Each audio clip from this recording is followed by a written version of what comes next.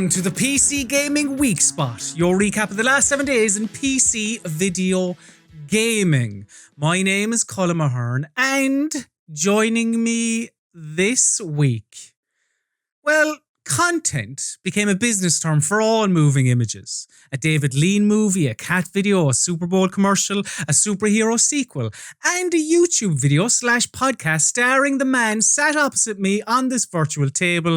It is the one, the only, it is Mr. Matthew Castle. Hello. What's all that about? That is a long one, a long drawn out quote I had for you there. I thought that you'd get that almost instantly. I thought the man was a bit of a hero for you, of course. Oh, Scorsese. The words of Martin Scorsese. He did an essay last week speaking. I don't think this one angered people as much as the last one when he basically said the Marvel films are shite. Like, this one was more, I think, about viewing habits and what streaming platforms have done to the quote-unquote art of cinema. Talking about watch times and all that. But silly. He took their money when he needed to take a few years off of Joe Pesci with computers. Well, do you know what I mean? Like, yeah, like trying to have his cake and eat it too, is he not? I don't know. Only Netflix have them Joe Pesci de-aging bucks. That's the hardest gig in all of CGI. To de-wrinkle Joe. That very angry prune looked like a young man. Industrial Light and Magic were like, no fucking way, it can't be done. and we made you believe T-Rexes were real. It can't be done. But yeah, I mean, listen, look, Scorsese is he's made a few good films, to be fair. So, like, you know, I take his opinion on board, but at the same time, you know, as you say, without Netflix, The Irishman would have been, I don't know, how much did Tenet make at the cinemas? Did that actually do all right? 80 quid. So if you will release in a lockdown, what are you going to do? So he was right to release that Irishman on Netflix. But we do generally talk about video games here on the PC Gaming Weekspot. And before we get into the bigger news stories this week, Matthew, I'll ask you to grab your news crank and open that gob of yours, because I have some information snacks for you. Info snacks for his gob. So, starting off, kind of following up on something we talked about last week, 6 days in Fallujah. Peter Tamte, who's the head of Victura, the publisher behind the resurrected 6 Days in Fallujah, they were interviewed by Polygon in the last 7 days, and Tamte said, quote, or Tamte said that the game will, quote, not grapple with the political machinations that led to the titular conflict, end quote. I believe, nice. I think Tamte did an interview somewhere else as well, who and said something else to that effect, which is wild. He went on to mention something about, you know, we're going to look at like the struggles of the people and blah blah. And it's like, you're making a I don't know.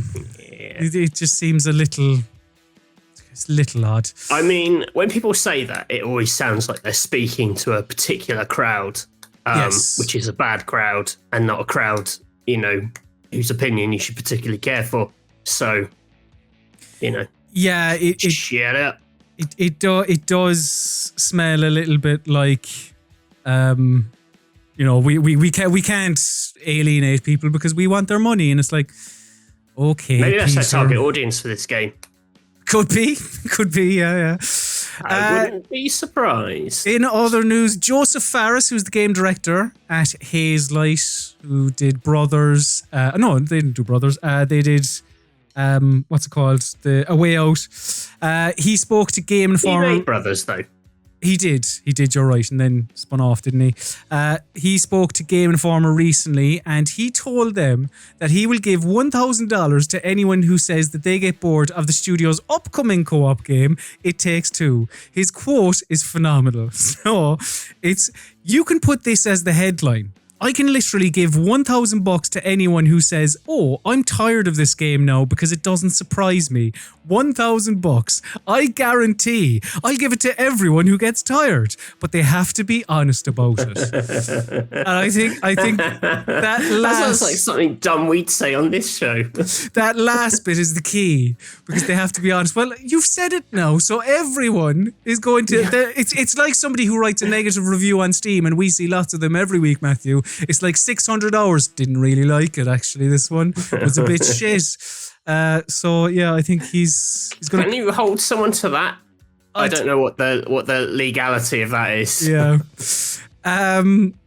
That's so good. In about 2.5 weeks, and by the time you're listening to this, I'm sure it'll be 4 million. But Valheim has sold 3 million copies. It is outrageous how successful this game has been, and I was going to try and make it my business to play it for this week's Weekspot, but I think I'm going to try and maybe over the next couple of days try and make time for Valheim, because it's so popular that I'm like, what is it about this survival game that people are really kind of latching onto? I refuse to follow the trends. I'm a trend setter, not a trend follower. I am a trend follower. I will go. I'm a sheep. No Shepherd way. me wherever you want. No way. BlizzCon was deemed mostly underwhelming by fans. It happened on Friday. There wasn't really many announcements of note. However, the most notable thing was the announcement of the Diablo 2 remaster, which is being developed by Vicarious Visions. We spoke about this about a month ago now, because I was very upset that means we won't get more Tony Hawk from them. But did you see the Metallica thing? Because that was good. I enjoyed that. This is the thing where they played on Twitch, and Twitch's copyright system is so strict that it basically cancelled out what Metallica was playing. Yeah. And they had to play like something generic over the top. Just like not even generic metal. It's this plinky plonky kind of nice piano. It's terrific. That's more my cup of tea than Metallica. Well, it's terrific. I'd be into Metallica if they sounded like that. But it's purely because like Metallica and like specifically Lars Ulrich, the drummer, was one of the spearheads or one of the people who like spearheaded the pull down of Napster and like, you know, music copyright and all that. So I was like, it's quite good. It's quite good. And finally, it is official. EA have acquired Codemasters for $1.2 billion. So the series that are now under the EA Sports banner would be Dirt Rally, I suppose, Project Cars, and Formula 1. It's Project Cars, Codemasters. Mm-hmm. Yeah. They Slightly Mad are owned by, or Codemasters bought. I thought Project Cars was a Namco Bandai thing.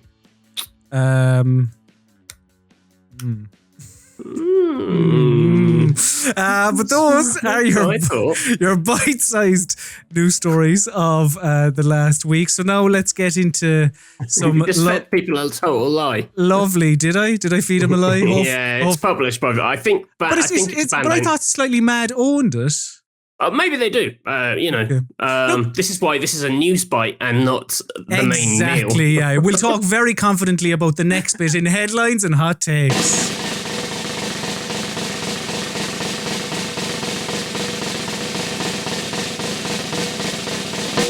Yes, headlines and hot takes is the part of the PC Gaming Weekspot where we discuss the bigger news stories of the last week.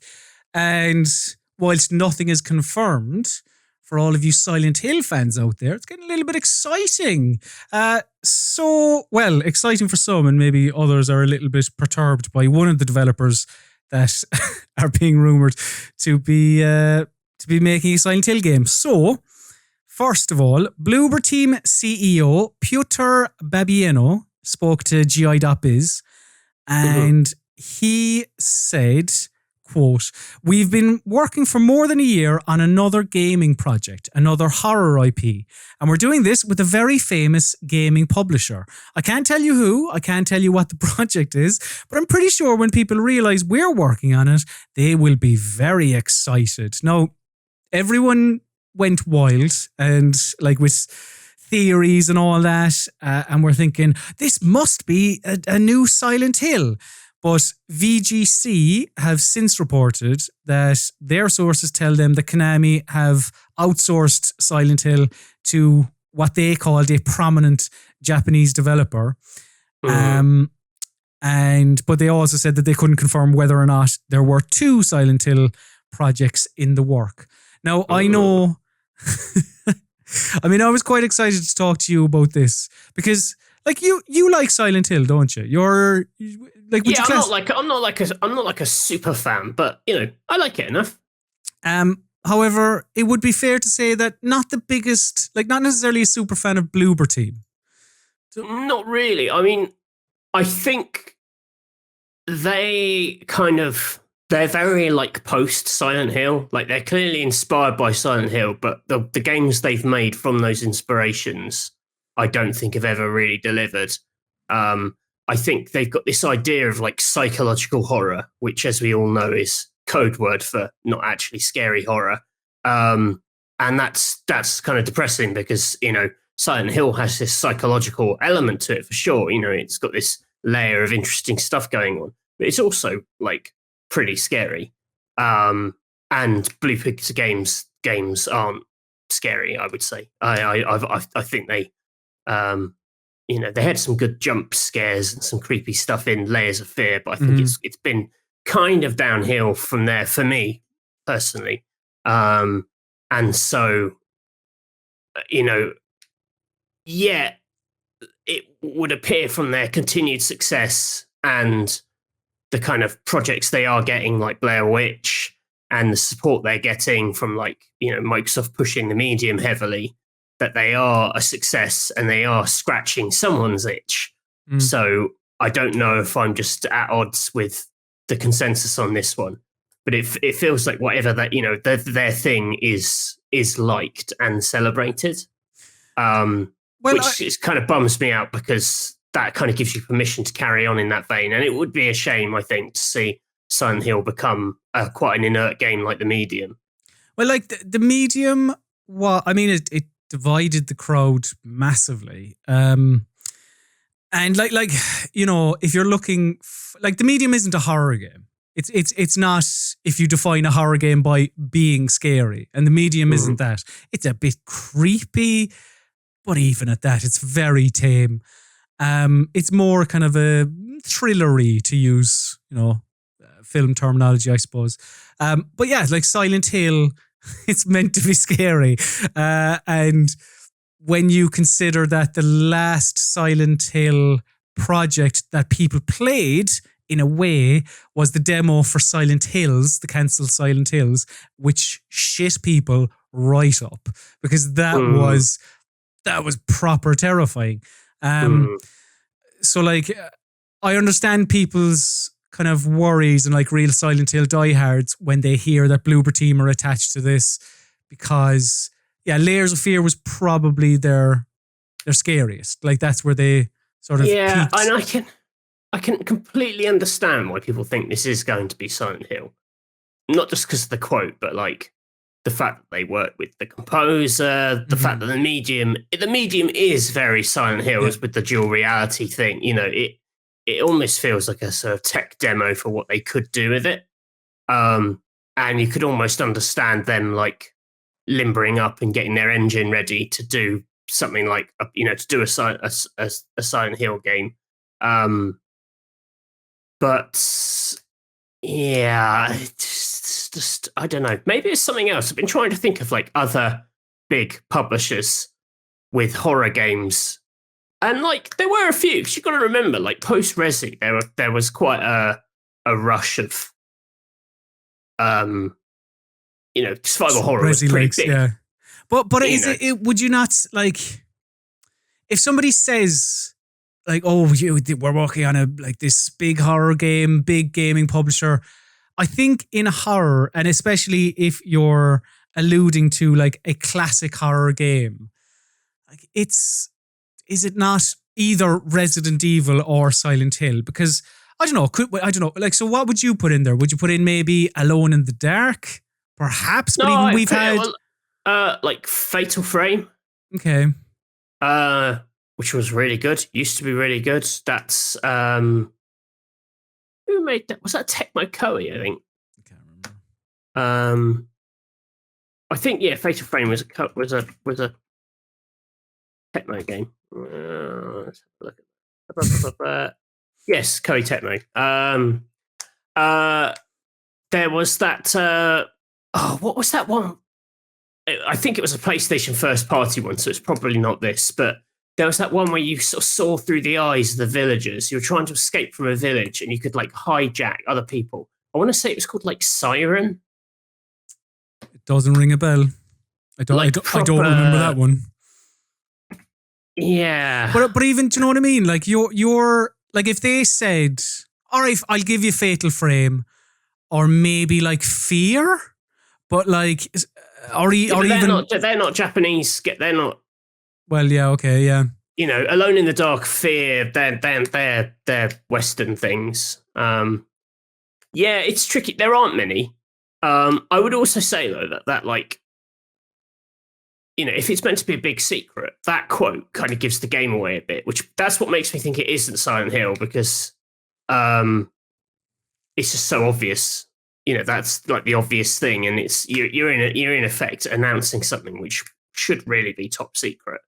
And the fact that he says, "Oh, when you're," I don't know. I read that quote. It's like, you know, when you realise that we're working on it, you'll be excited, as in to say, our involvement is the exciting thing rather than the thing itself. Like, you may not care for Fatal Frame, but you know, when you realise that we're working on it, you may be really into it. Which is like a hugely egotistical reading of that quote. But I just like Fatal Frame. It was really spooky. That's one where you take photos of ghosts. It just suits like the first person thing that they've done a bit better in the past. Though again, the medium is like I say, is like a test run at you know, them making a third person game. I suppose I should mention as well, VGC, when they were talking about the Konami outsourcing Silent Hill to this prominent Japanese developer, they mentioned that a reveal for this would be happening in the summer.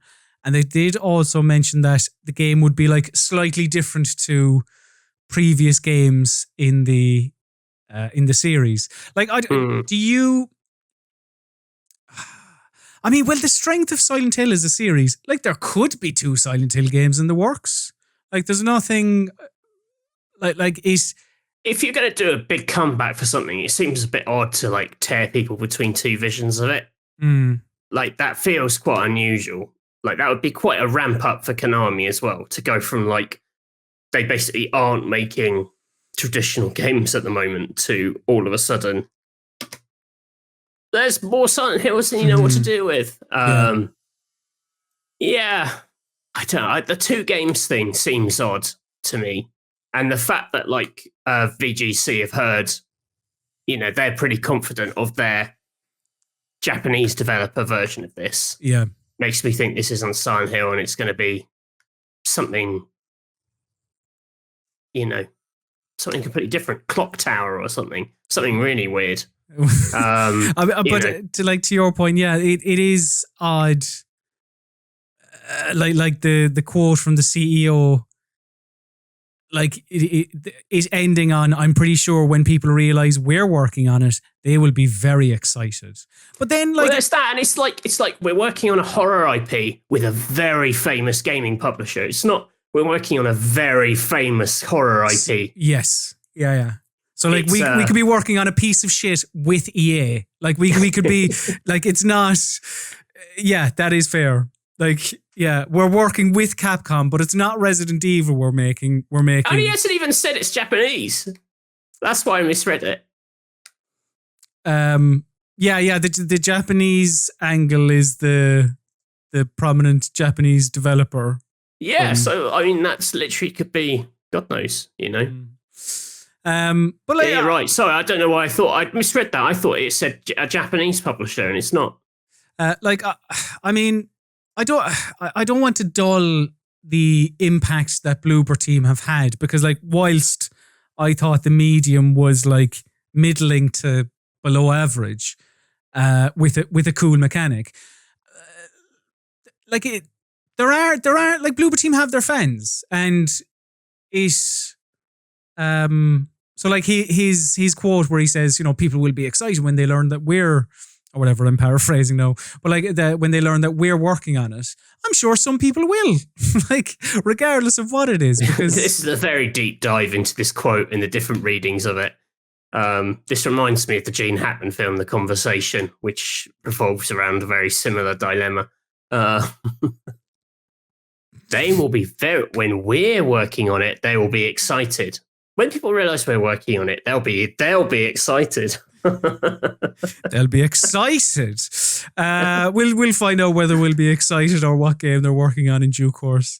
I am sure. I would like there to be more Konami games. Konami have got some franchises I really love. I think it would be very sad if, like, Metal Gear Survive scared them off from ever making more Metal Gears.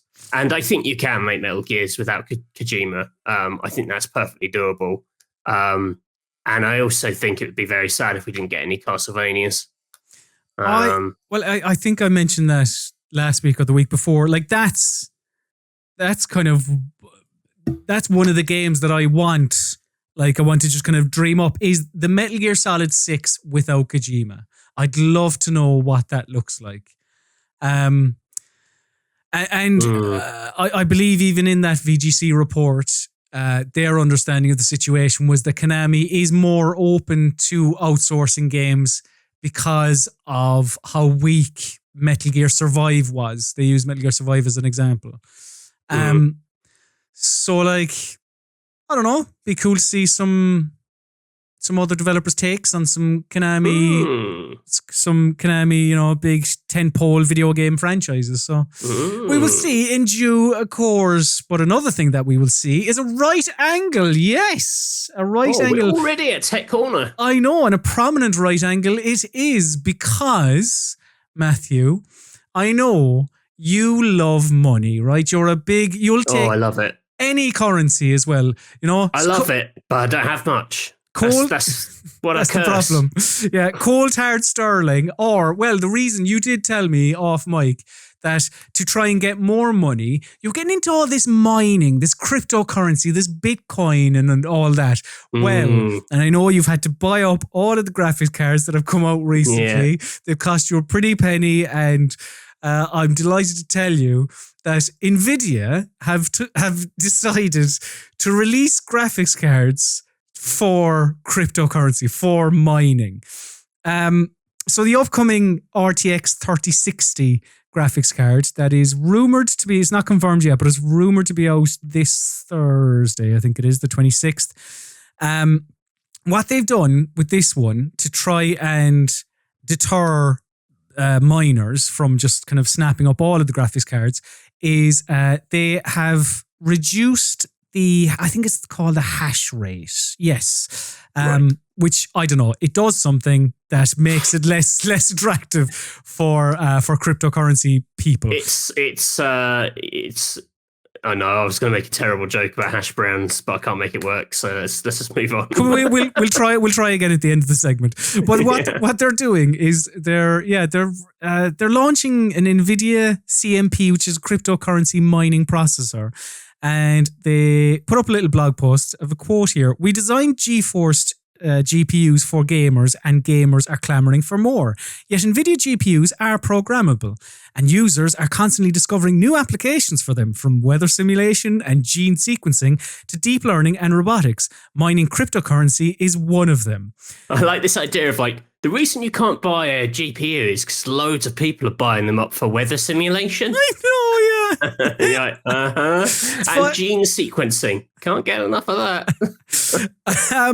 So they go on to say, CMP products, which don't do graphics, are sold through authorized partners and optimized for the best mining performance and efficiency. They don't meet the specifications required of its GeForce GPU and thus don't impact the availability of GeForce GPUs to gamers. For instance, CMP lacks display outputs, enabling improved airflow while mining so they can be more densely packed.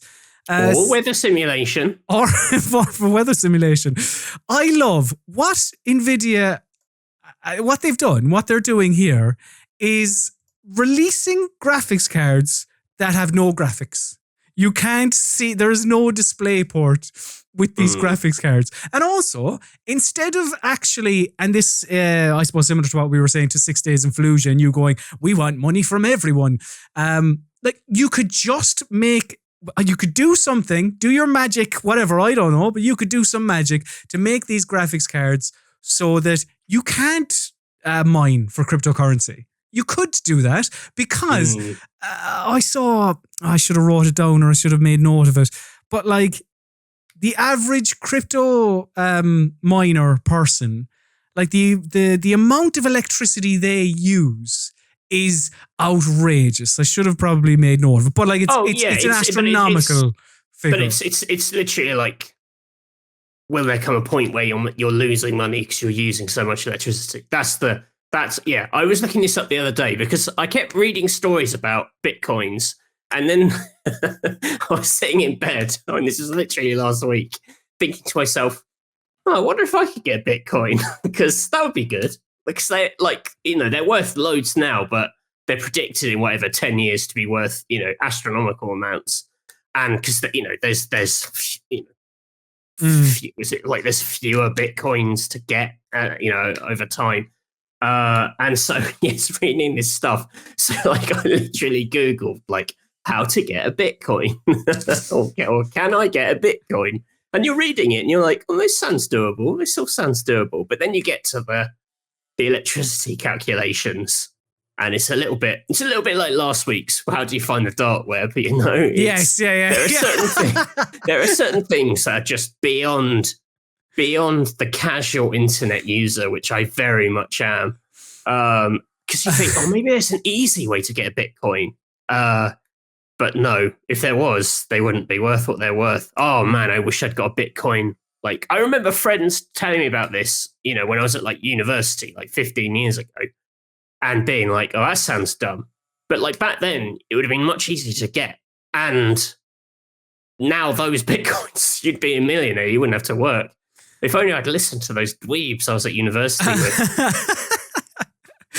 I know, it is. Listen, if you're one of those people mining Bitcoin and using astronomical amounts of electricity and whatever else, like, piss off. But at the same time, if you have a spare Bitcoin, if you like the Weekspot, give us a Bitcoin. Please, yeah. Just give us a Bitcoin. Can you donate Bitcoin on YouTube? I don't know. Just give 10 Bitcoins to me and Cullum, because then it doesn't matter what happens. We'll carry on doing the Weekspot forever because we won't have to do anything else. Exactly. We can just do it for free. What about those? Did you see that story a couple of months ago about it's an ongoing story, but this chap who he threw out a hard drive with his Bitcoin password, Bitcoin on it.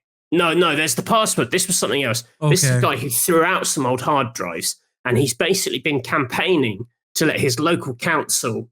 He's been campaigning to the local council to let him excavate the landfill site where his rubbish goes, because he's like, my hard drive is in this landfill site, and it's worth like, $1 billion or something. Oh my God. Like, if you let me go in and excavate the landfill site, like, I'll give you half of what's on that hard drive. And they're like, no, that's insane. Like, you have no idea where it is. It's a tiny object in this huge thing. No, you're not doing that.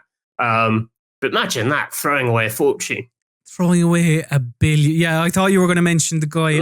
Maybe not $1 billion, but like enough. A lot of money, yeah. Enough that you would basically,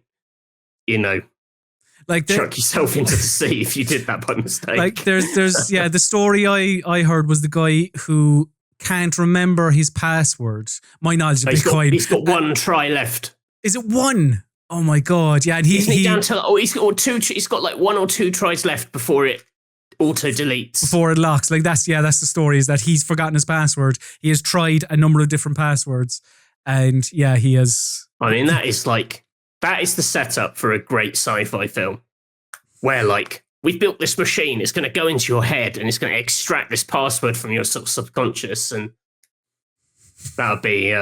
I would watch that film. That's got Christopher Nolan written all over it. That does. Yeah. Oh, because you know that feeling where you just can't remember, and you're like, are there 2 exclamation points on the end of this, or is it a 1? Did I put a 4 instead of an A? I'd like. Oh my God! And it's like, if you get this wrong 2 more times, you're going to lose $200 million. Oh man! You'd have to laugh or cry or throw yourself into the sea. I get cross if I lose the £1 that we keep to get the trolleys at Sainsbury's. We've got £1 in the car. That's the trolley £1, and I get annoyed if I misplace that. So let alone millions on a hard drive. Pounds, yeah. Oh my God! If I misplaced $200 million, I'd be very cross. I think I'd end it all.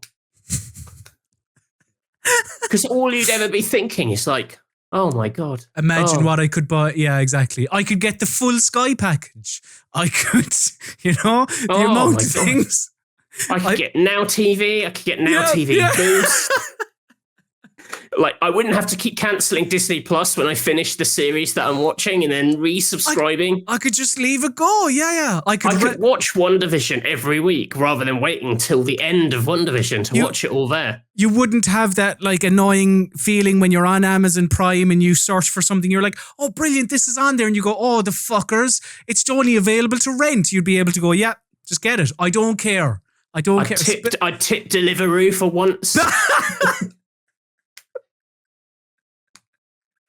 Or would I? So those are your news stories. I do tip Deliveroo. Low. I mean, I'm fundamentally out of a job, but I will, just in case anyone's watching who's judging it, Show and tell. We can't afford a proper jingle. It's meant to be jingle. Yeah, show and tell is the part of the PC Gaming Weekspot where we discuss the games we've been playing over the last 7 days and talking about tipping people and spending money. I played a game at the weekend that I didn't have to pay for. It was free, which was terrific, but it was free because it was part of a beta. That game was revealed last week, I think, during the Nintendo Direct by EA. It is a Knockout City. Like a game that made so little impact that when you wrote it in the document, you were going to be talking about Knockout City. I thought, I've never heard of that. That must be some weird indie thing. And you're like, no, it's an EA? EA, yes. Before I wrote it in the document, and I had played like up to, I don't know, how much of it did I play this weekend? Maybe 2.5, 3 hours. Like I played a decent chunk of it. But like before I wrote it in the document, I had to Google what the name was because I was like, EA dodgeball game. I was like, I can't, it's such a forgettable. There's a lot about this that is bad, right? The trailer that they showed off during the Nintendo Direct was too cutesy and annoying.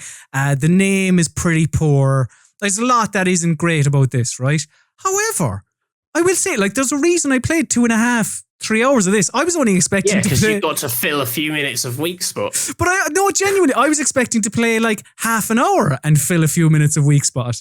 But, I was relatively taken by this. Like, there are caveats, obviously, but what this is a 3v3 online multiplayer dodgeball game. It kind of, to me, it had the feel of I suppose it sort of has the cutesy presentation of a Nintendo game, I suppose, like a Splatoon or whatever. But it feels very much like Rocket League in that... I'd say it looks more Fortnite to me. Yeah, fair enough. Yeah, it does actually look quite Fortnite-y. But like, it has the feel of a Rocket League in that it is so... Like, you can watch 30 seconds of this and you go, all right, I get it. Like, each 3v3, each person on the team has 2 hits. Once they're out, that's a point to the opposing team or whatever. So, like, in the same way that Rocket League was, it's football, but cars, first to 5. Okay, cool, I get it. Like, that's what this game has going for it. That's a large thing that this game has going for it. However, like, I have since learned, and I think this is an odd choice from EA, but this isn't going to be free to play. This is going to, when it launches, apparently, the quote, I think I saw it on GameSpot, that a member on the team mentioned that like all players are going to have access to the full game when it launches for a trial period, but then it will cost $20, whatever that will be here. Isn't this what they did with Rocket Arena? Which was their not very good Rocket multiplayer game. Yeah. A game which I just searched for it on Google, and in the first question on people also ask is Rocket Arena dead already? Which I love as a question, as in, like, it's inevitable that it's going to die. It's like, is it dead already? Like, is it? Like, we all know it's going to die. That was their last attempt to do a cartoony arena-based thing. That's currently £4 on Steam. But I swear that wasn't £4 when it launched 5 months ago. See, I think, like, as I was playing this, I didn't realize that they were going to charge money for this. So my opinion was like, this could actually do all right. But like, as soon as I saw you're going to charge money, it's like, what are you doing? Like, that's not the game. If you're going into this multiplayer arena based thing, it has to be free to play. But like, in saying that, like, even for a beta, there were very rare occasions where characters were a little bit jittery. But all in all, like, it ran very smoothly. And they're, like, yeah, quite fun. And because it is a beta as well, some of the nuances were being completely ignored by everyone. And most people were just flinging balls at enemies, which, that's the name of the game. But like, for example, right, you can, when somebody throws a ball at you, you are able to catch it with, like, it's like parrying in a Dark Souls or whatever, like, or, like, you have to time it perfectly to catch the ball. You can, like, lob the ball, you can curve the ball, you can charge up passes as well. So that's something I noticed when I was playing at the weekend. Nobody was passing. Everyone was just grabbing the ball. So that's what I was going to ask. This 3 versus 3 thing, I don't really see what the team element is, because it seems that you're just chucking the balls at players and then catching your own ball again, right? Yeah, the team element was non-existent. Everyone has their own ball, right? Well, there are balls scattered about these arenas. Okay, so you have to get the ball first. You have to get the ball. If the ball leaves the arena, if it rolls off into the ether, then it resets and it goes back to the point. Like, do you see those red and silver little squares? The balls will generate there. Right. But yeah, nobody, like, the team element was non-existent. Nobody was passing and everyone was just shooting at players. But like, with the passing, like, I only know this because I was dabbling in the tutorial, but like, you can pass the ball normally to other players, or you can, like, charge it up to speed up the velocity of the ball, making it harder for the other people to catch when it's thrown at them. So there are, as I say, there are some nuances, probably more than, like, I know I compared it to Rocket League, but like, yeah, there is more to this than a Rocket League. Whether that'll make it less attractive to players who just want to jump in and play for a bit. But at the same time, yeah, like, quite fun and quite, like, rough and tumble. You can see in the footage, like, in one of the maps, so there was 3 available in this beta, and there was one mode called Team KO mode. And in one of the maps, you have cars driving around this roundabout, and when your car drives into you, it'll knock you, but like, you won't get you won't lose any life. Or there's, like, this dash kind of tackle that you can just tackle it to somebody, and all it will do is knock the ball out of their hands. It won't take away life. So there's just, like, there's little things to this that sort of make it a little bit more interesting than just, like, grabbing a ball and throwing it at people. The only problem is, of course, that that's all everyone wanted to do during the beta. But still, like, yeah, relatively good for, like, a surprising amount of fun. I genuinely thought this was going to be, like, terrible, but like, it's decent. It's decent enough in this day and age. Not if you're going to be charging £20. I feel like these games, they just have to hit the ground running. Like, for the big publishers, the models they have, it's not like they can't afford to have it, like, sort of chunder away with no interest in the background for a year and hope it kind of takes flight. You know, you basically need to be like Fall Guys out the gate. You know, you have to ride this huge buzz. I found this with that Rocket Arena as well. Like, there's something very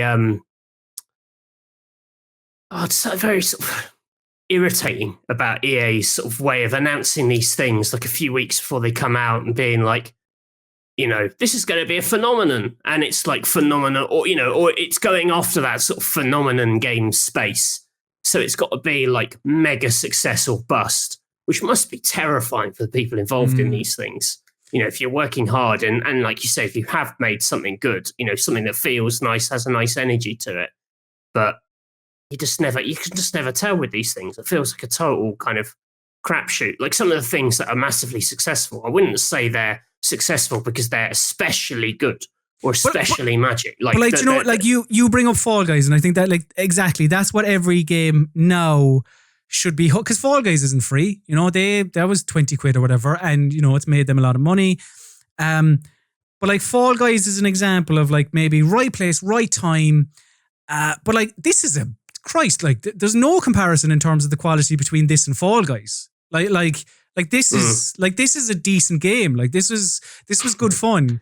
People do like Fall Guys.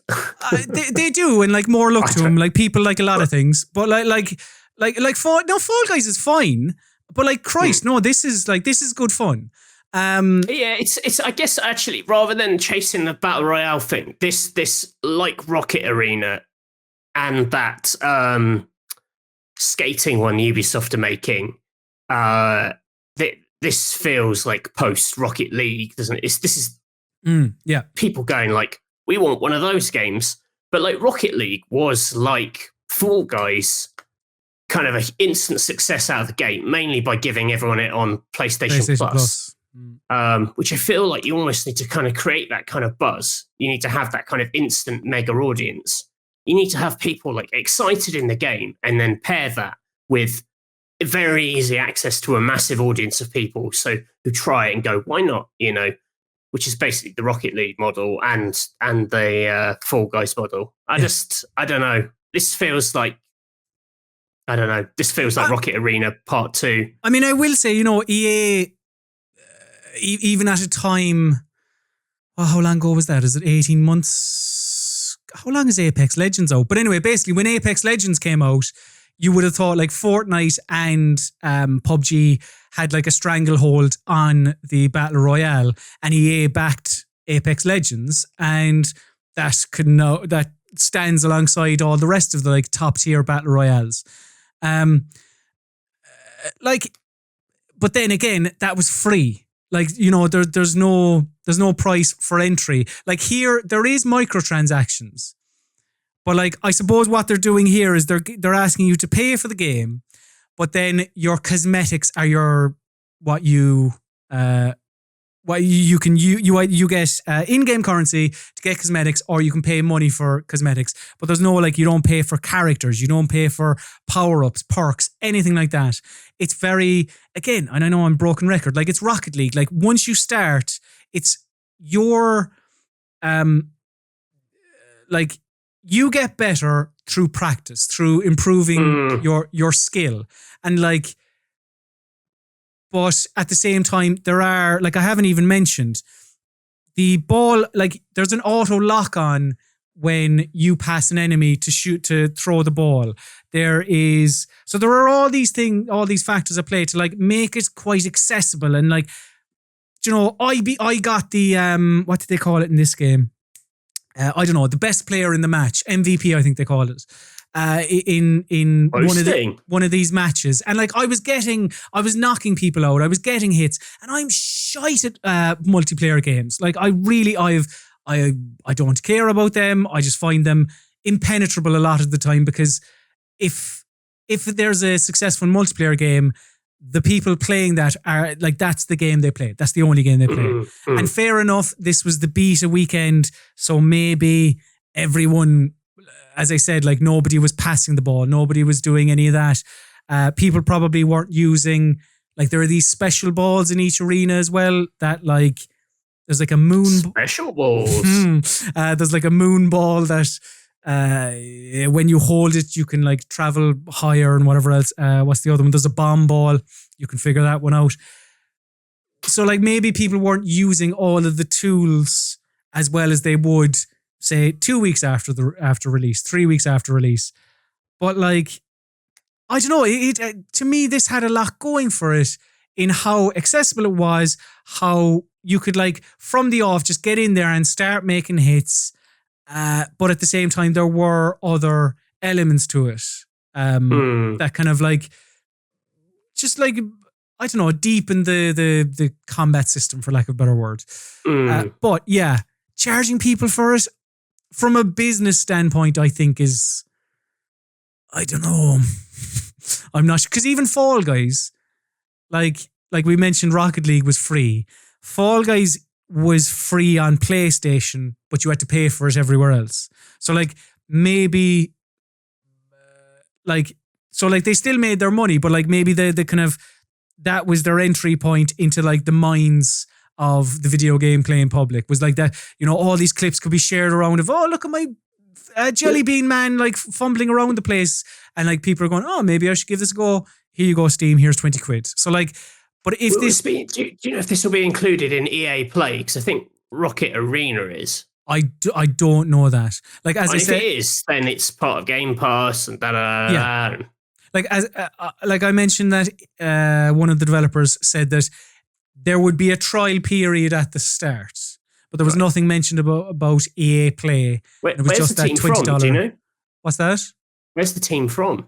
They are the Mario Kart Live developers. Do you remember the one where it was like a real? Yeah, it's them. And apparently they've been working on it for like years and years. So we'll see. I don't know. Like it impressed me. In my couple of hours playing the beta. Wow. So you're a hard man to impress. So we'll see. There are worse games that are more successful in this environment. So we'll see. We will see. Matthew, you have been playing a game that I was going to say it's multiplayer. It's not. It just, you would think it's multiplayer because it's a fighting game. You've been playing Hellish Quart, which is out on early access. What is Hellish Quart?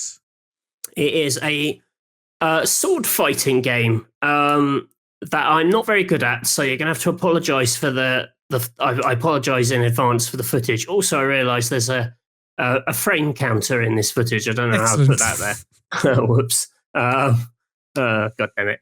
Yeah, it's a fighting game in the style of, do you remember Bushido Blade? Yes, yeah. So quite a like technical fencing game where, you know, a fatal strike is a fatal strike. So you just need to get like one good poke. So it's you get people quite nervously kind of prodding at each other.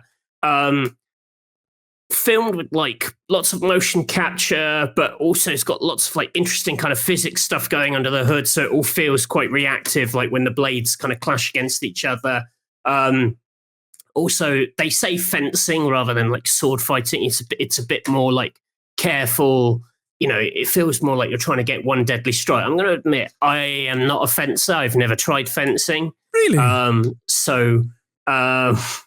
It's, you know, I don't necessarily understand the science of it. I will say most of what you're watching is me kind of button mashing. Okay. But I did. So I played the demo of this, and I thought, do you not control the sword via the right analog? No, it's with on the controller. It's with face buttons, and then it modifies based on like what you're doing with the directional stick on L at the same time. Okay, right. You kind of auto block, so as long as you're not attacking, you'll kind of block the moves, and it kind of wears down. There's like a sort of hidden stamina thing. So if you just stand there, eventually they will kind of wear you down and break through it. I think it's quite true to sword fighting that like certain, there are different types of swords, and like the fighting styles of them are going to be have a huge advantage over others. Sorry for laughing, Matthew. I'm not laughing at you. I'm just watching the footage, and you just slashed a woman right across the face. It's quite fun in that, like, that's what I mean. Like, it feels quite reactive in terms of, like, you sort of get their arms and you kind of scratch them, but if you scratch them deeply enough, it'll hurt their arms, so they'll drop their sword, and the cuts kind of appear where you strike them. It feels quite satisfying in that sense. This idea of one deadly thing. I just wasn't getting like the art of the fighting much. This has been quite positively received on Steam, and in the comments there seem to be a lot of like sword fighting experts. Right. The kind of people who buy replica medieval weapons, I imagine, who are like well into this. So like it knows its target audience. I was watching a little video breakdown of a sort of a sword fighting expert kind of analyzing the footage and saying, "Oh yeah, this feels quite true." And he was pointing out that like what it does very well is like the advantage and disadvantage of certain weapons. So shorter weapons, there are issues of reach and trying to get past like a person with like a rapier. If you can kind of get close to them, they're at a huge disadvantage because they literally can't hit you with the pointy end anymore. So I think it's going to be about like judging your kind of adversary style. There is a lot more going on with the controls than you can see in this video. I didn't want to just record the tutorial because that felt like cheating. But you can like push people's arms away. You can change your stance. You can sort of step away and then jab sort of forward. I'm just going to have to trust people who know swords better that it feels quite true to the art, if that makes sense. Okay. I was hoping for something like, no, I remember Bushido Blade, which isn't a game I played loads of, but like being a tiny bit more arcadey, and for me, putting it to chop a man's head off. And me personally, like I prefer that setting a bit more than this sort of 17th century kind of Europe sort of style. Yeah. Did you get much in the way of, because like I'd imagine this game would be at its best when like it's a proper duel and it's like block and like little nick here and like but the fights appear to be over like quite quickly because it is one good slash and they're dead. Well, that's the thing. I get the feeling like, yeah, two people who really know what they're doing will make this game look really cool. And as it is, so in the early access, there's not actually that much there. You can play the AI, you can play online, but the online's kind of quite fiddly. Like at the moment, it uses the screen share thing on Steam. So you're basically playing local multiplayer with an online friend, which obviously is going to create huge like lag issues at their end, which in a fighting game is rotten.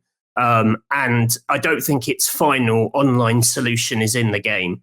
So it's mainly, all this footage is just me fighting CPU players. So then you're at the kind of the whims of the AI about how much of a fight they put up and how interesting it is. But on paper, there are a lot more strategies than I'm showing off here. I am just sort of striking after that. Like you can see what I'm doing isn't very complicated. So I didn't really get a feel for how kind of technical it is in terms of that. Often I felt like, it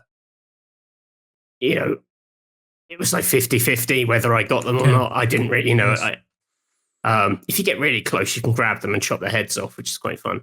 But I like the setting. It's got like a nice vibe. Like it's a world, while I prefer the kind of samurai thing, as I was saying with Bushido Blade, there's something quite refreshing about seeing like characters and clothing styles and all this kind of stuff that you don't normally see.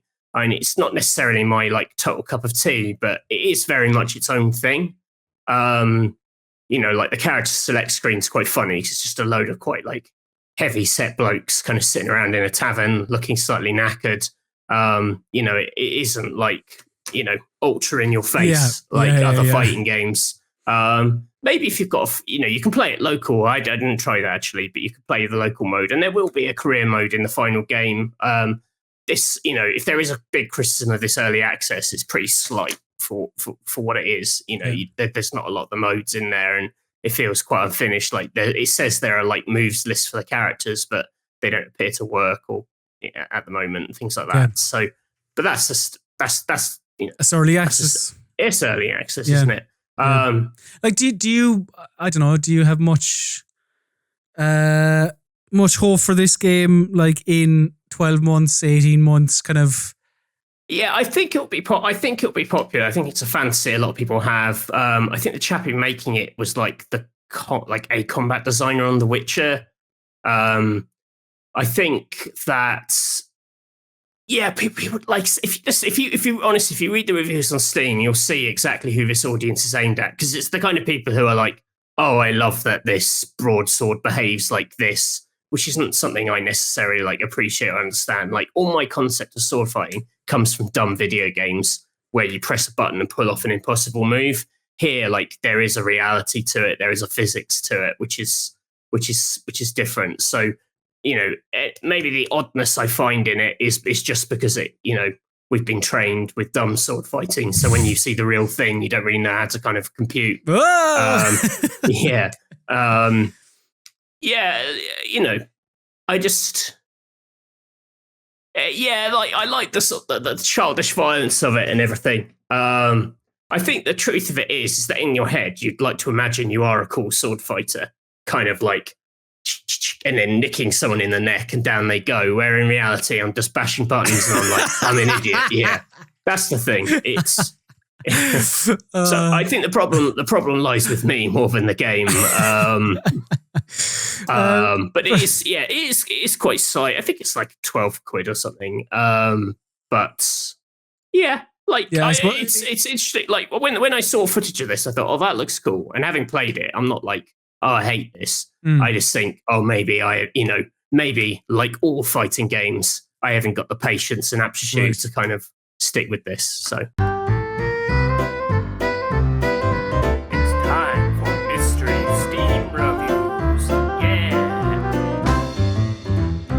Yes, Mystery Steam Reviews is the part of the PC Gaming Weekspot where I, Colin Mahern, and he, Matthew Castle, test the knowledge of one another via Steam reviews that are a mystery. And the rules are as follows. So both I and Matthew bring 3 Steam reviews to the MSR arena, but we omit the name of the game associated with each review. Our opponent must correctly guess the game attached to each review. One correct answer equals 1 point. While both of us have 90 seconds on each MSR, we both also have help in the form of 3 lifelines that can be used at any stage during battle and also pause the 90-second timer. Each lifeline can only be used once, and they are as follows. Question, where the hot seat haver gets to ask a yes or no question. Second opinion, where a second review is given to the warm chair sitter. And genre, where the genre of the game is revealed to the one with the warm arse. Now, we'll go back next week to allowing you to choose what Mystery Steam reviews we do for on the Weekspot. But this week, because, time and whatever else, and Matthew we found out last week, Matthew, you'd already found 3 horse games, which it's horse video games. That's it. This topic this week is horses in video games, and it's quite a loosey-goosey one in that, it's just if there's a horse in this video game, it can be in this Mystery Steam review. Yeah, I went with like prominent horse action. Yeah. If you play as a horse, if there is prominent horse in it, if you ride a horse, etc., etc. Pretty straightforward. So Matthew, let's get into it.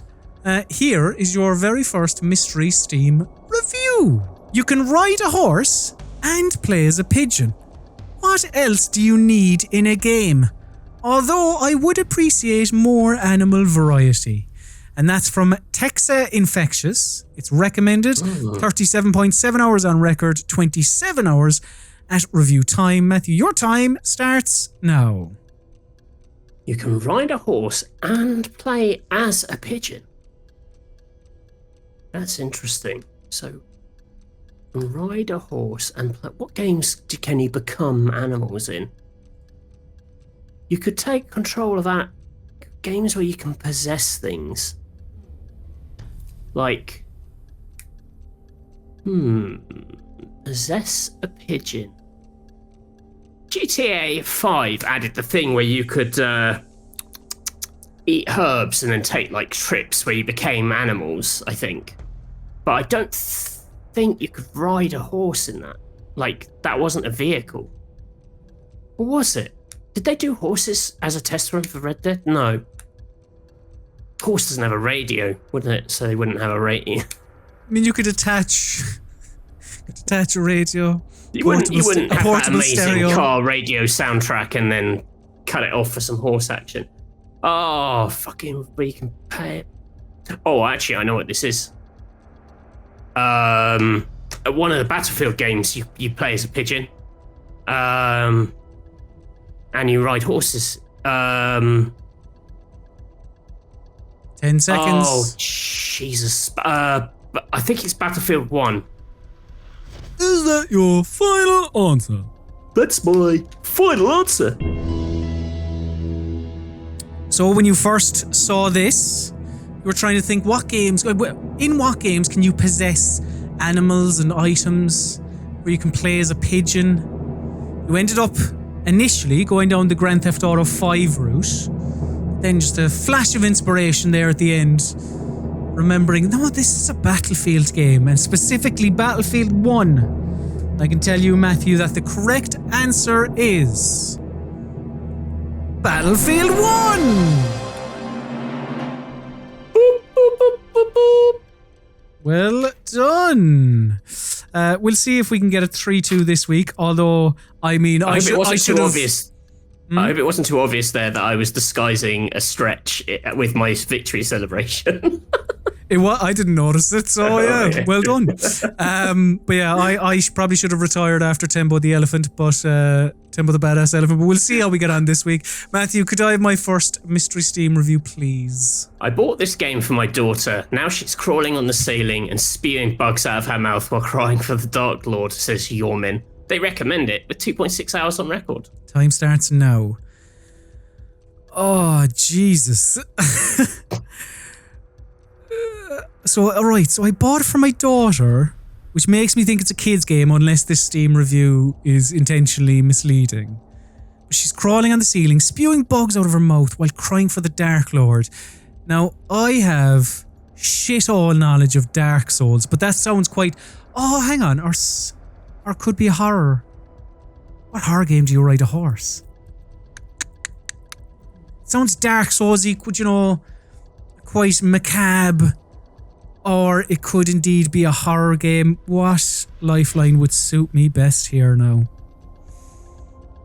All of them. Yeah. I'm going to pause the timer in 40 seconds. Matthew, could I have my second opinion, please? So the second opinion is, this game includes puzzles, humiliation, and Satan's assholes. Right. I'll restart the timer now. Again, that doesn't make it any clearer to me. It could be Resident Evil. It could be... you don't ride a horse in any Resident Evil, do you? Oh, Jesus. This is... I'm not going to burn another lifeline on this because I haven't a clue. Crawling on the ceiling. The Dark Lord. Who is the Dark Lord? Satan. Well, yeah, but he's been in loads of games. Shit, Matthew. Dark Souls? Sure. Is that your final answer? Yeah, that's my final answer. So, you wondered, did this person buy Dark Souls for their daughter? And now she's crawling on the ceiling and spewing bugs out of her mouth while crying for the Dark Lord. This game includes puzzles. Dark Souls. Puzzles? Maybe. Humiliation? Definitely. Satan's assholes? Definitely. The correct answer is... Pony Island!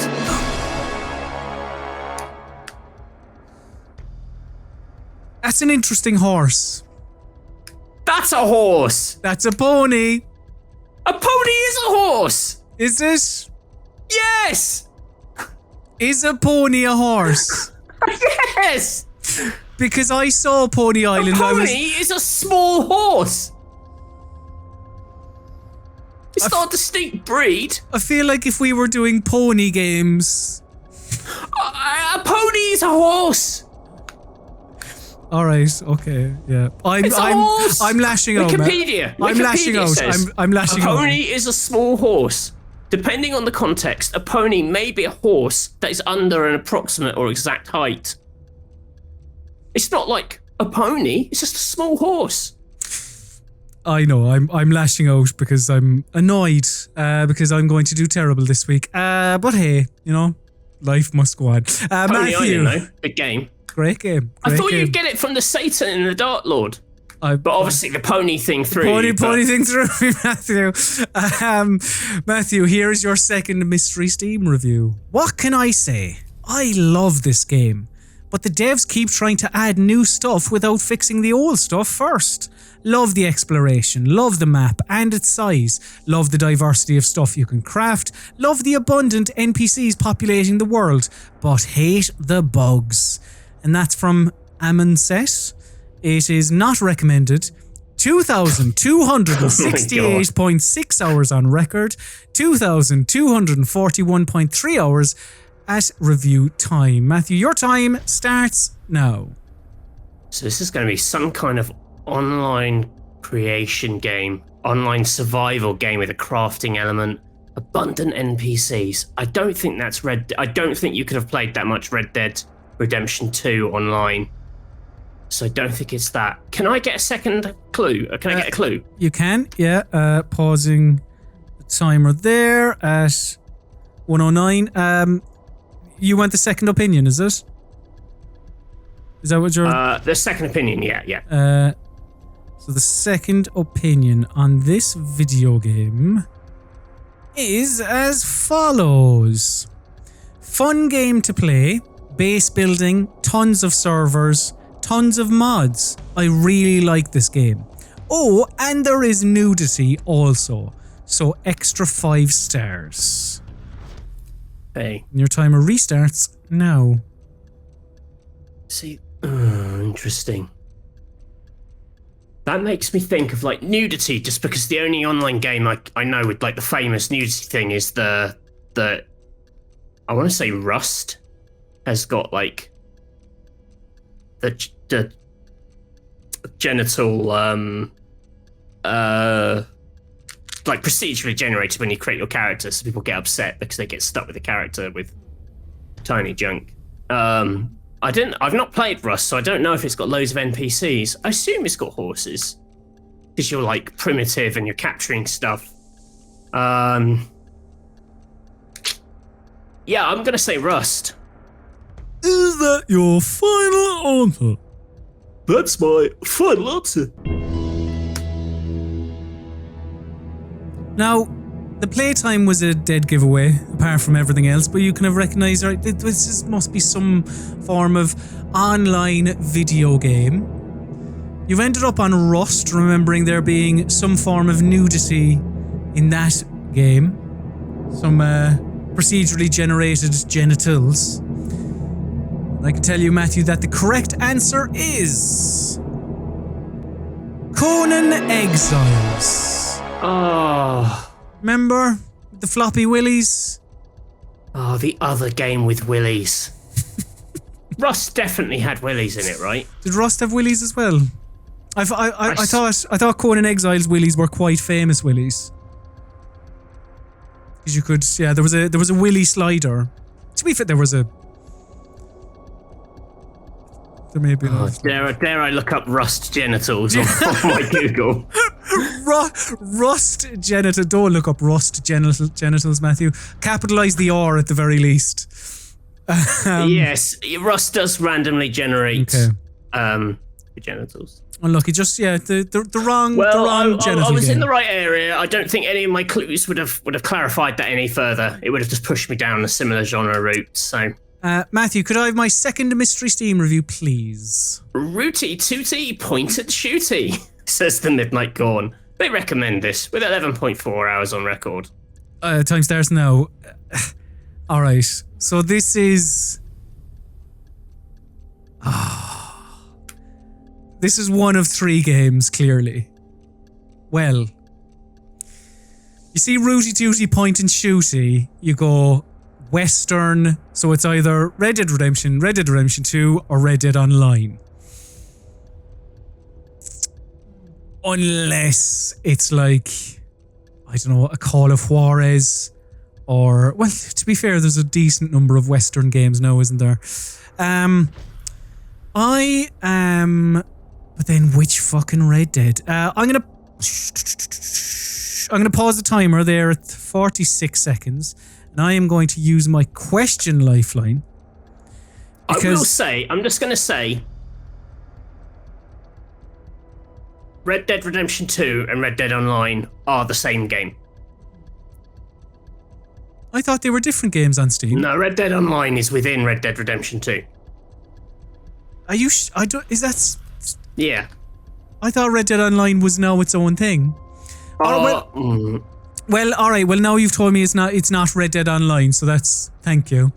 But my question was going to be. Oh, sorry. You tell the truth. Red Dead Online can be sold separately and bought separately. My bad. I didn't know that. Is this video game a Red Dead Redemption game released in the last 5 years? No. Maybe I was too specific there. Right, restarting the timer now. 46 seconds. Because now I can't remember. Is the first Red Dead Redemption on Steam?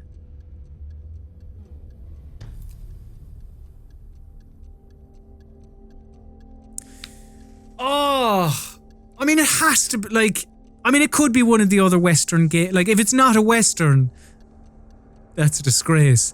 But, like, I think I'm just going to have to give you Red Dead Redemption. Seeing as you've told me it's not Red Dead Online in so many words. So, yeah, let's say Red Dead Redemption. Is that your final answer? That is my final answer. So, Rooty Tooty Point and Shooty made you think of a Western game. Then you went for Red Dead, and you singled it down to Red Dead Redemption 1. The question was Red Dead Redemption 1 ever on PC? The correct answer. Shit! I believe. Please don't spoil it for the audience at home. People like to watch this for the element of surprise. The correct answer is gun. Shit! Yeah. Please don't say shit. You're on ITV. At 7:30 in the evening. Schoolboy error! I don't know famously never on PC, for Christ's sake. See, I don't know what's worse. Viewers at home, what's worse on Mystery Steam Reviews? Not giving an answer, or giving an answer for a game that isn't on PC? I don't know. I'll leave it to you to decide. Shitting hell. All right. Filthy, man. No, you don't. Matthew, No, here is your fine. third and final Mystery Steam review. Early in the game, I stole the eye from Cyclops, ran into him later, and he was bullying a man for calling him Cyclops. So I showed him the eye and then stuck it in a goat's ass. I then proceeded to kill him and his cohorts. When I was leaving town, I ran into the goat and killed it and got the very valuable eye back. That is from Dictator. It is recommended 112.7 hours on record, 42.3 hours at review time. Matthew, your time starts now. I mean, Cyclops puts me in mind of Assassin's Creed Odyssey. Because that has a Cyclopsy man. Can I get the genre, please? You can. Pausing the timer, 1:15.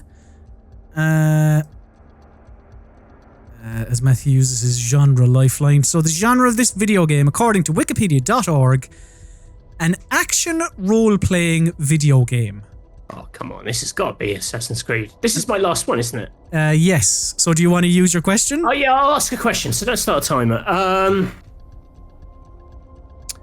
Is this a Ubisoft game? Yes. It's Assassin's Creed Odyssey.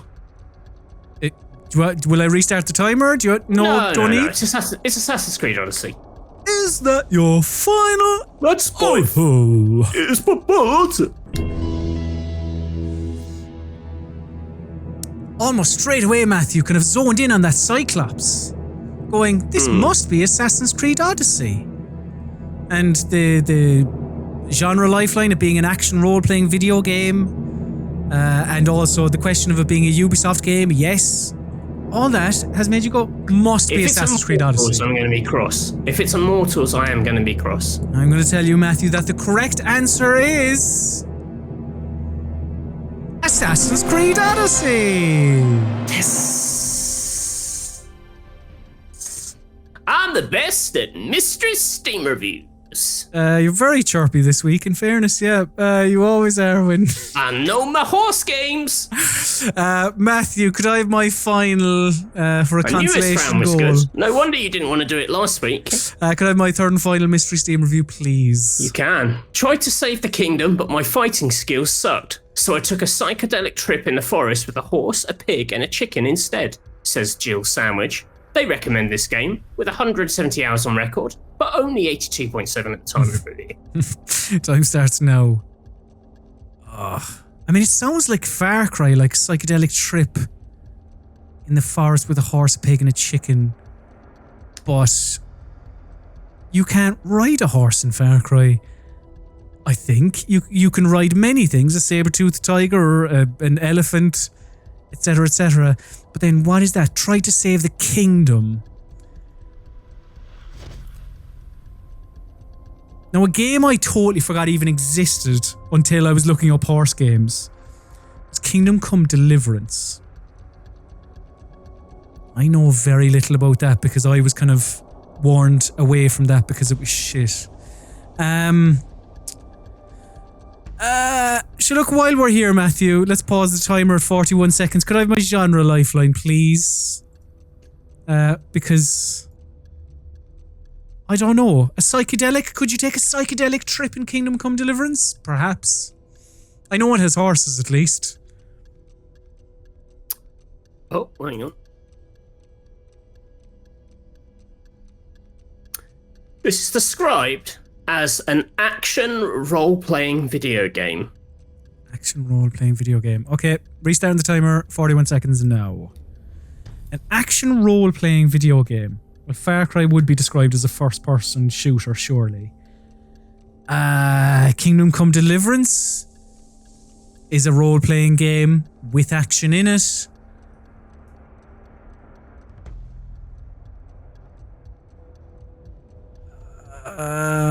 I've really zoned in on the Kingdom. Yeah, Kingdom Come Deliverance, Matthew. I'd go for it.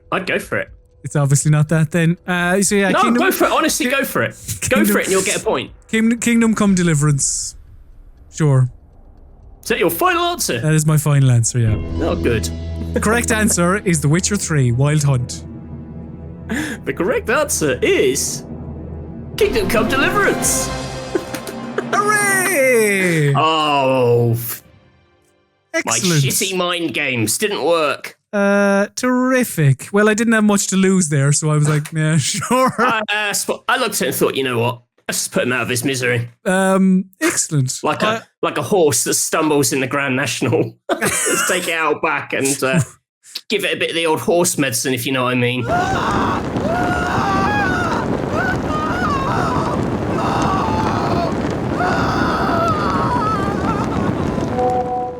Burning Questions is the part of the PC Gaming Weekspot where we indeed take your burning questions, your correspondence, your feedback. You can email us at any stage throughout the week, weekspot@rockpapershotgun.com.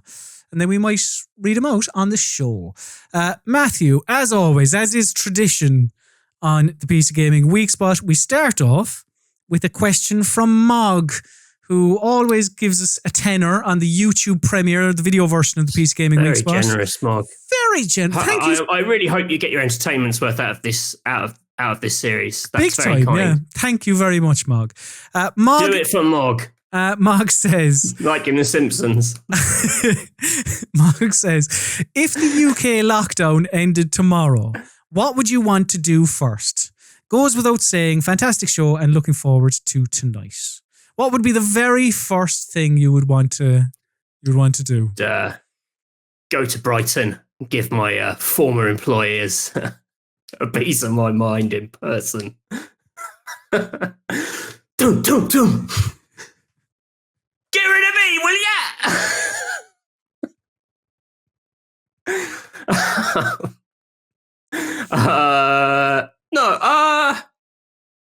What would I want to do first? I feel like for most people, it's quite a boring, like, go to a cafe, go to a restaurant, go to a pub, like go to where there is like a social gathering. I'd like to go to a gig, just like, I'd love to go to the theatre, like go to some fucking cinema, just some like. Yeah, it's probably the cinema's pretty high up my list.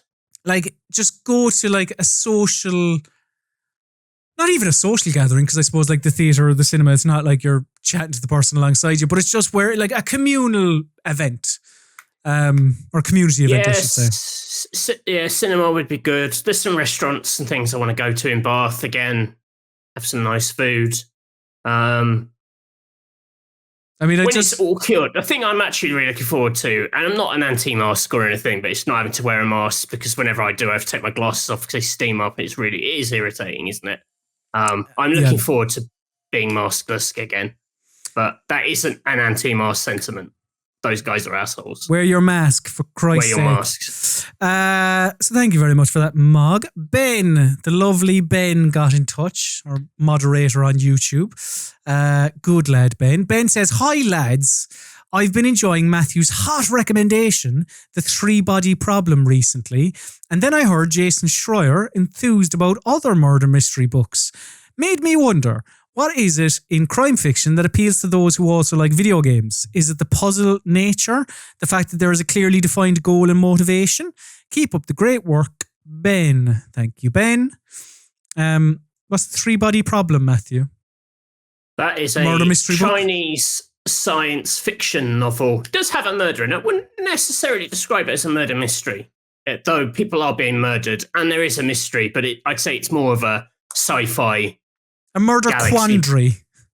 Right. Yeah, like murder is like a key like driving force behind the plot, but the book itself is about much more than a murder. It's great. It's a trilogy of books. They're turning it into either a Netflix or Amazon show, and I'm so excited for it because it is like it's insanely good.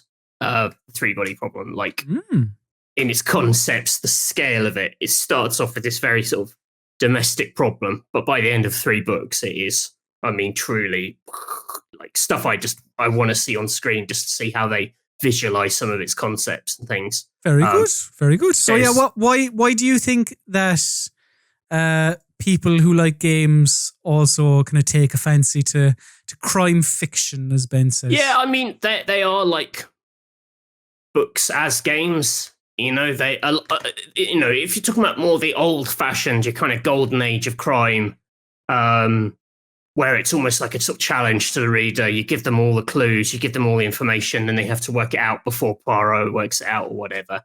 I'd say like modern crime, there's like a bit less of that in the West. It's a bit more about guns, violence, killing. Well, no, like it's a bit, I don't know. They're a bit more about like the psychology of their heroes, of like what it is to be a detective. You know, it's the kind of cop pushed to the edge, all that kind of stuff. That sort of format's a little bit old hat. It's considered a little bit old hat, even though it isn't. I really like Japanese crime fiction because it's quite old school. Even the new stuff owes like a massive debt to that golden age. Like they're very big into like locked room mysteries. Not really into like the sort of psychology or the people around it. They're often quite sparse, and it's just like, here's a load of like weird information. Can you work it out? Some of them, which is again is a throwback to some older authors. Like they literally have a bit where it breaks in the paragraph and says, right, at this point you have all the information to solve this. You know, try and work out who did it before reading on See if you can work it out, because I'm about to tell you. And so it's like a direct kind of like answer to the rest of the book. So that stuff I can understand. Games, lots of games have detective stuff in them. I think people are trying to make the great detective games. It's quite hard because, to capture that moment, to capture that sensation of solving a crime is like really exciting, but it feels like you're designing a whole game for like one moment to happen, which is a challenge. But yeah, I'd say it's the playfulness of it. I wrote a post on RPS, which is like an introduction to Japanese guide crime fiction. It was a supporter post, but I think you can read it, generally now. It's been made public. So we should put a link to that somewhere, because that gives you my thoughts on that, and it's a good introduction, and I recommend people get into it. I'm obsessed with this stuff. I think as you say yourself, Ben, I suppose the puzzle nature aspect of it would be a driving factor, really, I suppose. I imagine Jason Schreier's into it because he needs to distract himself between all his mega scoops. Indeed. Matt got in touch. I've never had a mega scoop. Mega scoop of ice cream. Listen. Those are the scoops I'm interested in. I've had mega many scoops of ice cream, definitely. But journalistic scoops. Not so much. Sadly, zero. Matt got in touch. Hello, Colm and Matthew. Have you ever used knowledge from a video game in a weird way in real life? For example, I once navigated Battery Park in New York City because I knew the layout exactly from Deus Ex. Keep up the great work as always, Matt. Thank you, Matt. Have you ever been, I don't know, even like the first time you went to America on a press trip or something like that, and you were like, oh, this is like GTA. I know if I walk down this road, I'll go there. Because I'll tell you, that's never happened to me. I've never gone to a place. To be fair, like Matt doesn't just say like a geography challenge. Yeah, like I guess there's like information I've learnt from games,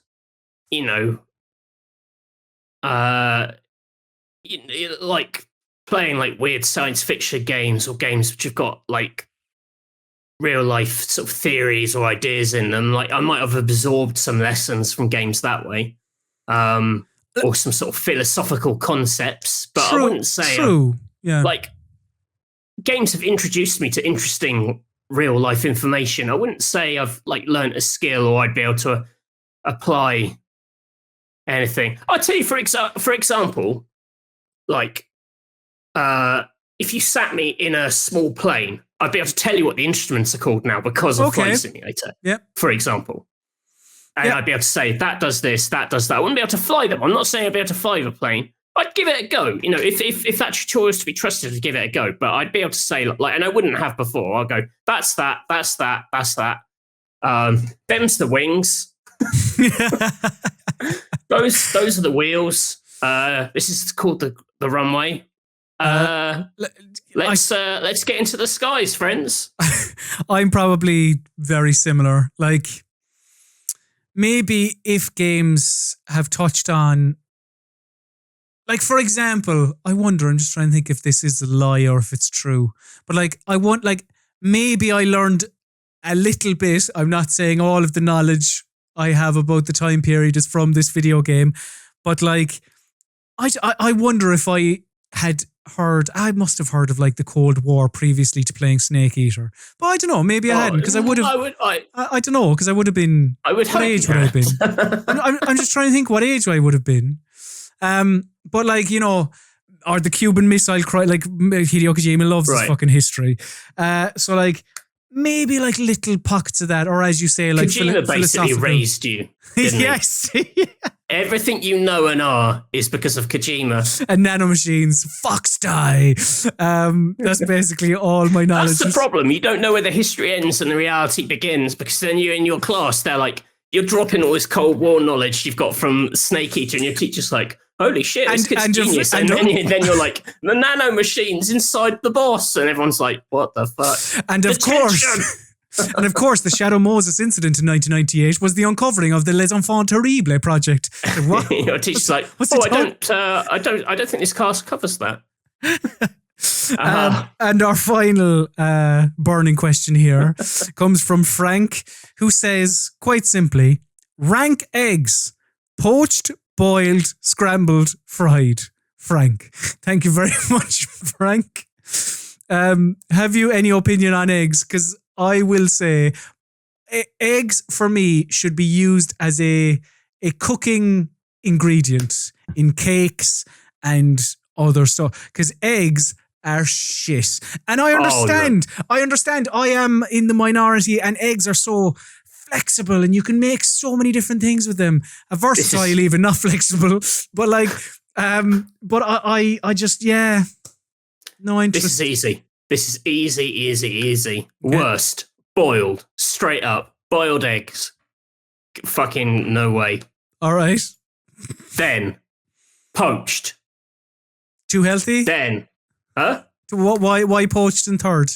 Then poached. I like poached better than like the goo. The goo comes out. Okay. Big fan of the goo. Then fried egg. Just because, I don't know.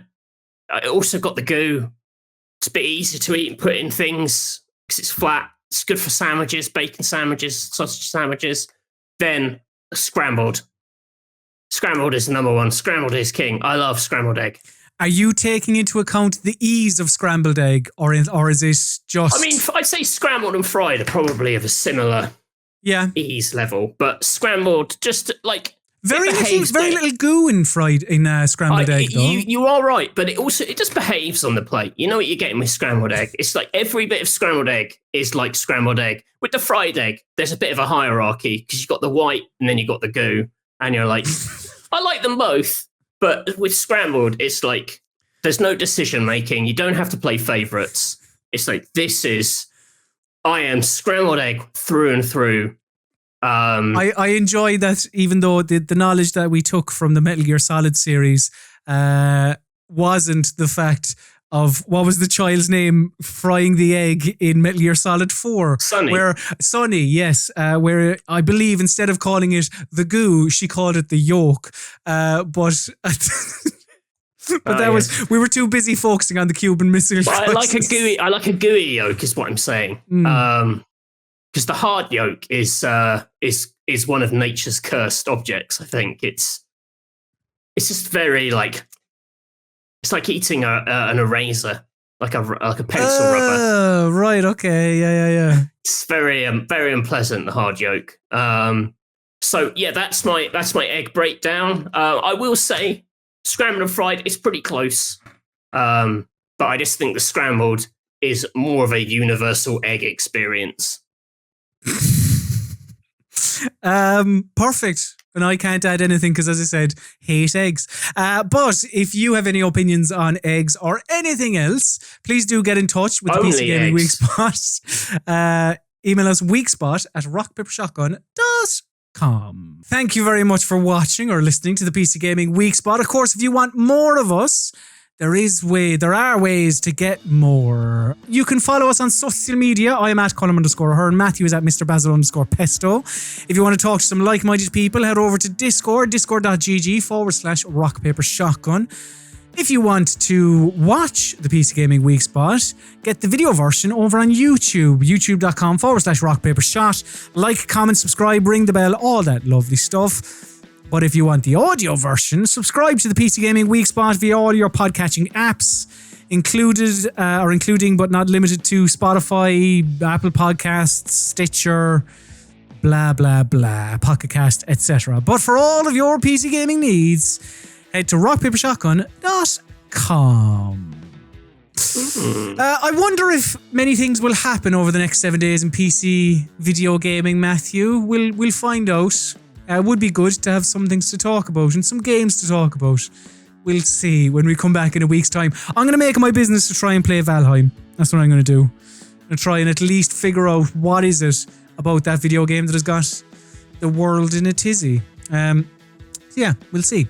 But now it is time for my least favourite part of the show. This is the part of the showroom's bid the listener, the viewer, the consumer adieu. So say goodbye, Matthew Castle. Your least favourite part of the show is when you lose Mystery Steam Review, surely. Do you want to say goodbye? Goodbye. Say goodbye, Colm Hearn Sloan. Go for it.